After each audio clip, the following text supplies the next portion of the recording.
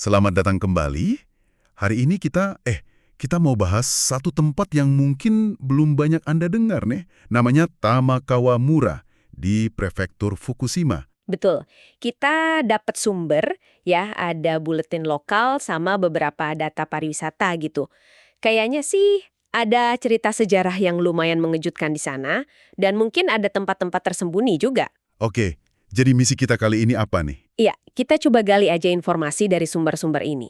Kita saring, kita lihat apa yang paling penting, yang paling menarik soal Tamakawamura ini buat Anda. Siap. Oke, langsung aja ya. Yang paling bikin penasaran dari sumber Anda itu soal penemuan di reruntuhan Ehira. Katanya nemu slip kayu, Mokan ya namanya, dari abad ke-8. Wow. Iya, betul sekali. Mokan. Ini langka dan penting banget.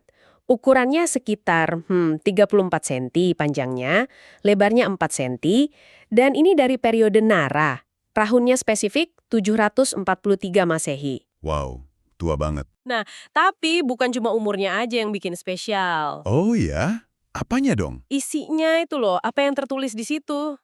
Emang tulisannya apa? Catatan biasa? Nama orang? Lebih dari itu. Di Mokeng ini ada nama orang kemungkinan dibacanya Minamaro. Dan dia dicatat lagi baca bagian dari Sutra Cahaya Emas. Bahasa Jepangnya Saisho Kokyo. Sutra Cahaya Emas. Kenapa ini jadi penting banget? Nah, ini dia. Penting banget karena temuan ini tuh cocok pas banget sama catatan sejarah resmi dari zaman itu. Namanya Shoku Nihongi. Oh, ada catatannya juga di sejarah resmi? Ada. Dan di Shoku Nihongi itu ditulis kalau Kaisar Shomu di tahun yang sama persis, 743 Masehi itu, memerintahkan pembacaan Sutra Cahaya Emas di seluruh negeri selama 49 hari. Untuk apa tujuannya? Buat mohon kedamaian sama kemakmuran negara. Itu loh konsep Chingoku Kashiso. Jadi, Mokan ini kayak bukti fisik gitu ya? Bukti kalau perintah kaisar dari ibu kota itu beneran nyampe dan dilaksanain sampai ke daerah pedalaman kayak Tamakawa ini. Dulu kan ini provinsi Mutsu ya? Persis. Ini bukti fisik pertama loh di Jepang yang mengkonfirmasi langsung pelaksanaan perintah itu soal pembacaan sutra sampai ke wilayah sejauh Mutsu di abad ke-8. Jadi kita bisa lihat jangkauan pemerintahannya, pengaruh budayanya dari pusat Nara itu nyata. Oh, keren banget. Ini benar-benar ngasih gambaran ya? Bukan cuma teori di buku. Makanya ini dianggap penemuan skala nasional. Sangat berharga. Selain Mokan yang luar biasa ini, ada lagi nggak temuan lain di reruntuhan Ehira itu? Yang bisa ngasih gambaran kehidupan di sana gimana? Ada. Di lokasi yang sama itu, arkeolog nemuin 7 bekas rumah lubang. Tateana Jukyo Ato namanya. Rumah lubang? Iya. Dan yang menarik, 1 dari 7 rumah ini ukurannya lebih gede dari yang lain. Sekitar 9 meter persegi, padahal biasanya cuma 5. Oh, lebih besar ya. Mungkin rumah ketua adat atau tempat kumpul gitu kali ya? Bisa jadi. Itu menunjukkan ada semacam struktur sosial kan? Bener juga. Terus ada lagi. Ada juga nemu seruling vertikal dari bambu, tatebue, mungkin buat upacara ya, bisa jadi nyambung sama pembacaan sutra tadi. Sama satu lagi, pemberat kumparan dari besi, Tetsuse Hosuisha, buat nenun benang itu. Oke, jadi ada sisi spiritualnya dari seruling sama sisi ekonominya dari alat tenun ya? Betul, jadi kita dapat sedikit gambaran lah kehidupan mereka di Tamakawa zaman dulu. Gila ya, dari serpihan-serpihan kecil kayak mokan, bekas rumah, seruling, alat tenun, kita bisa ngebayangin kehidupan 13 abad lalu. Nah, kita udah ngomongin masa lalunya nih. Kalau sekarang gimana? Sumber Anda ada ngasih info nggak soal tempat menarik buat dikunjungin di Tamakawamura saat ini? Ada satu yang disebut di sumber dari trip.com itu.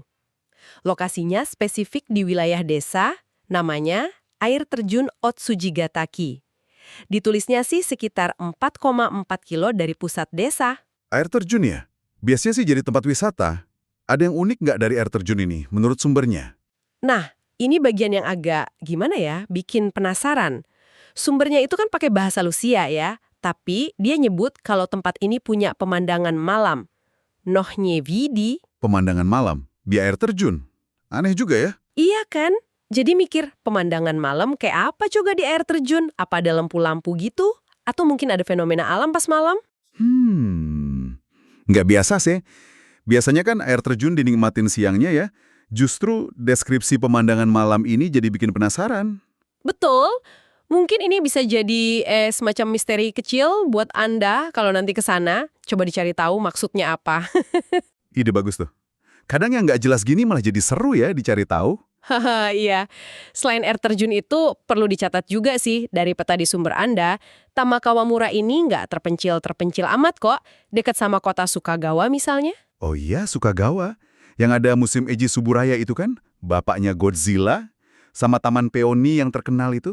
Berarti bisa ya digabungin kunjungannya, lihat sejarah di Tamakawa, terus ke atraksi modern di Sukagawa. Menarik kontrasnya. Bisa banget. Jadi kesimpulannya nih dari sumber-sumber ini, Tamakawamura itu nyimpen sejarah periode Nara yang wah penting banget dan nggak terduga.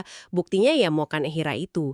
Tapi di sisi lain, ada juga potensi wisata modern yang sedikit misterius, kayak air terjun Otsujigataki tadi. Iya, penemuan Mokan itu emang jadi highlight banget ya dari cerita Tamakawa ini. Dan ini jadi bikin mikir sih, buat Anda renungkan juga. Kalau secarik kayu kecil aja bisa ngubah pemahaman kita soal sejarah satu wilayah, cerita apa lagi ya yang masih kekubur? Nggak cuma di Tamakawa, tapi di tempat-tempat lain juga yang nunggu ditemuin. Dan gimana caranya kita bisa lebih menghargai hubungan antara jejak masa lalu yang kaya ini sama kehidupan masyarakat biasa di Jepang sekarang? Oke deh, sampai jumpa di penelusuran kita berikutnya ya.